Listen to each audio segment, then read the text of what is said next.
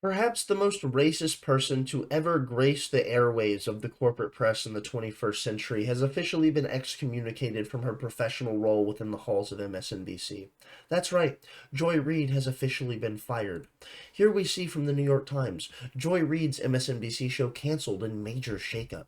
Miss Reid's 7 p.m. program will be replaced by a panel show co-hosted by Simone Sanders Townsend, Alicia Menendez, and Michael Steele. Of course, people that everyone absolutely knows the name of and cares about what they have to say. Realistically, these people, these three individuals who will be taking over the role of this primetime slot, they have the same exact opinions as Joy Reid. They're just not as intense with the nature of how it is that they convey the points that they're going to make.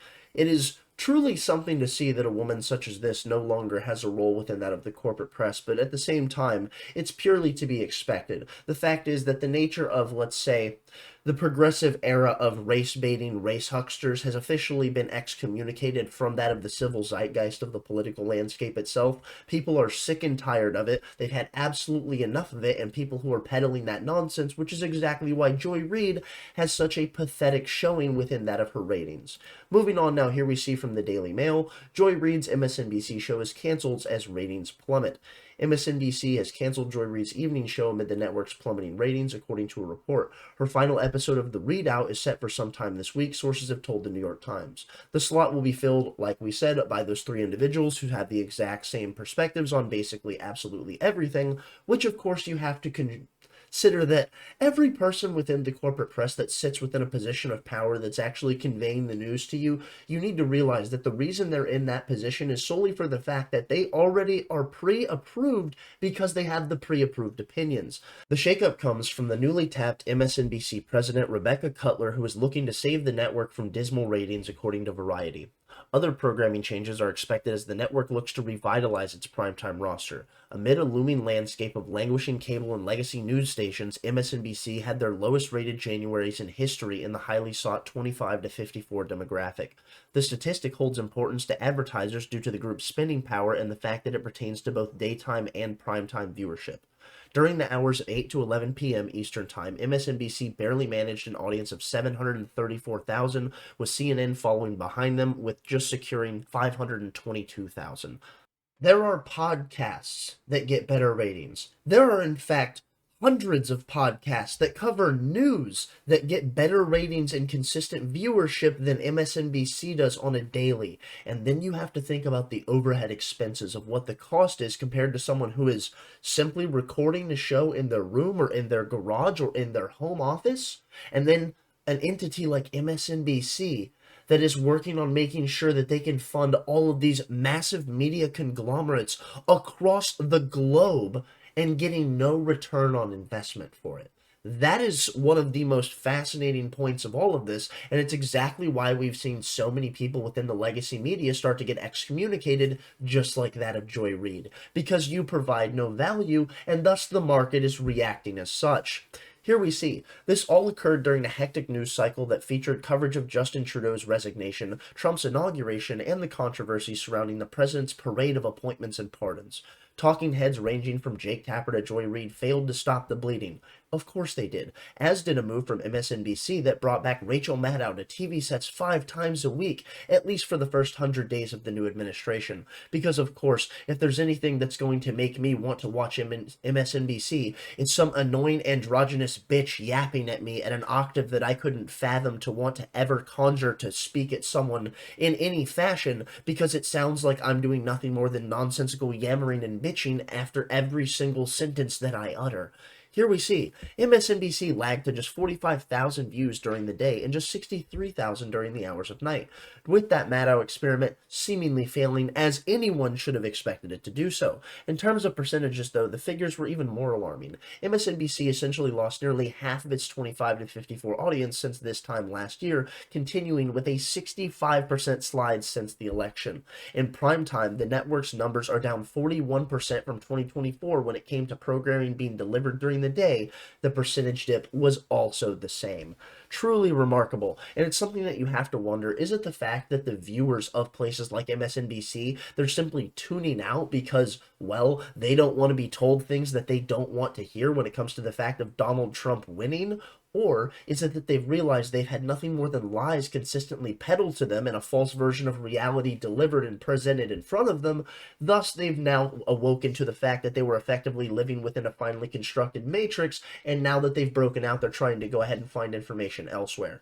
I'm not sure which, but either way, it's an interesting dynamic to see how it's all evolved nonetheless. Now let's get into the real meat and potatoes, the video that Joy Reid put out to the world announcing that she will no longer be on MSNBC during their prime time slot, crying, shedding tears about the fact that what she did provided value, and it seems that the market has in fact determined that that was a lie.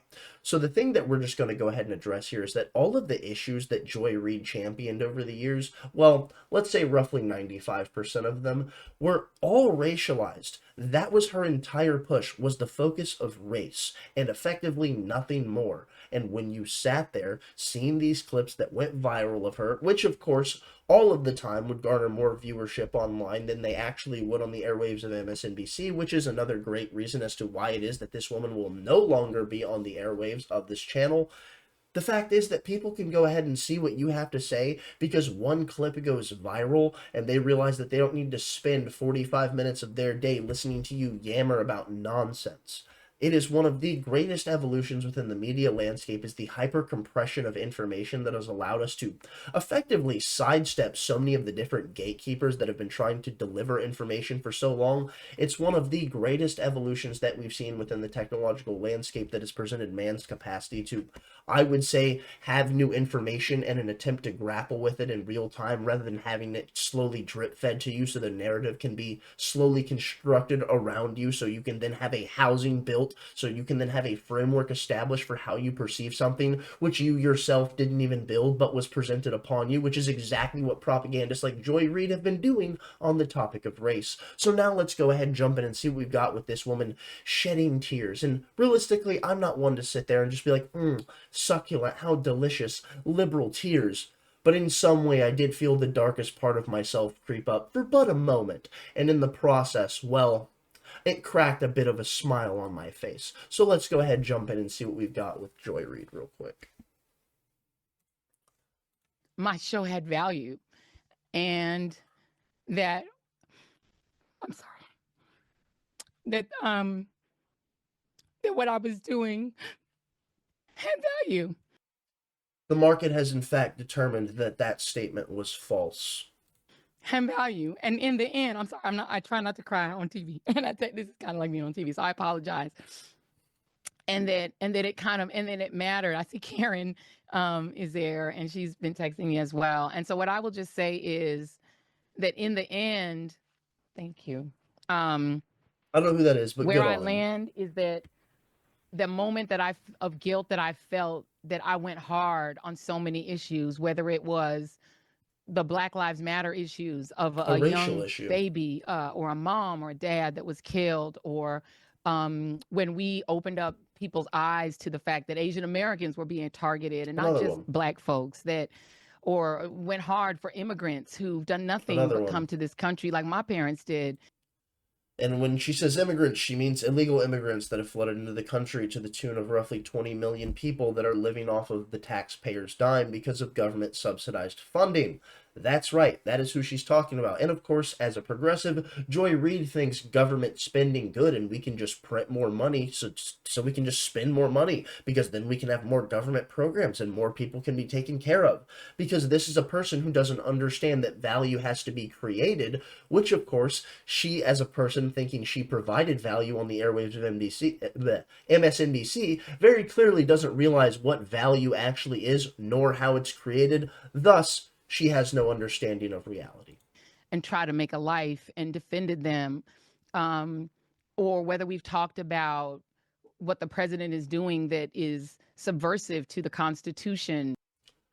Didn't address any of the fact of what was going on under Joe Biden being subversive to the Constitution, none of the nature of what was going on with the endless persecution of the J6 defendants. There is so much that was going on with the fact of what was going on with hate speech persecution within the United States, which hate speech does not exist because there is free speech, and you are free to say hateful things, but you are also free to be met with repercussions. That is simply the nature of existence. That is injurious to our liberty, defending books that people find inconvenient, that Nicole Hannah Jones put into our spirit, that we need to understand 1619 as the real founding of this country.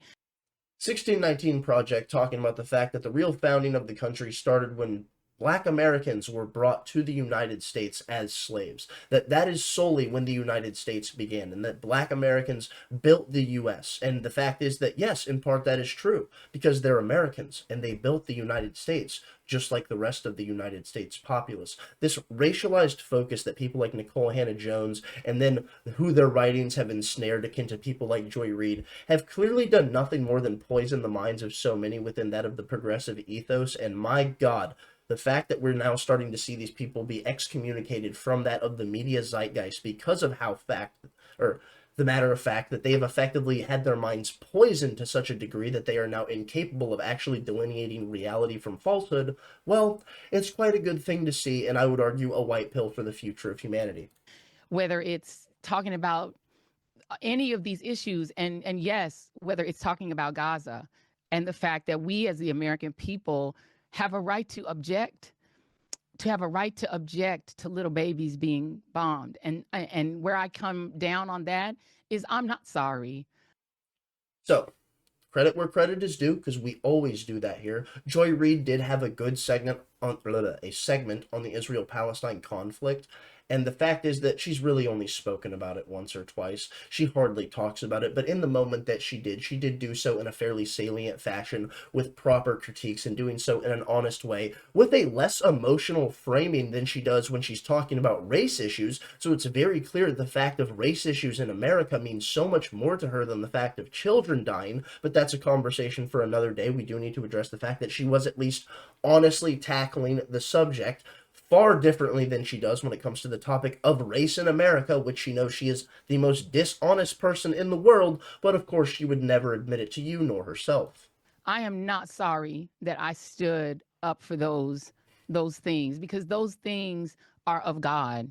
And I'm a church girl too, and those are the things that I was taught were of God. And so I'm not sorry. I'm just proud of my show.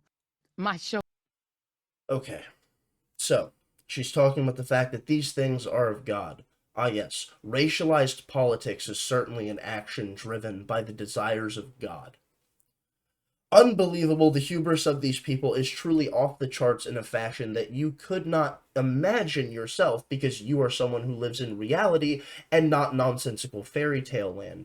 It is a stunning fact to see, but nonetheless, I think that's where we're going to go ahead and call it. There's more I wanted to talk about and more clips of Joy Reid I wanted to play, but there's no reason to sit here and mock this woman and just sit there and point and laugh at her tears and all of the times that she's acted a fool, because I'd argue it's already been proven to the rest of the world, and there's no reason for me to just sit here and do nothing more than derision and just project negativity into the ether.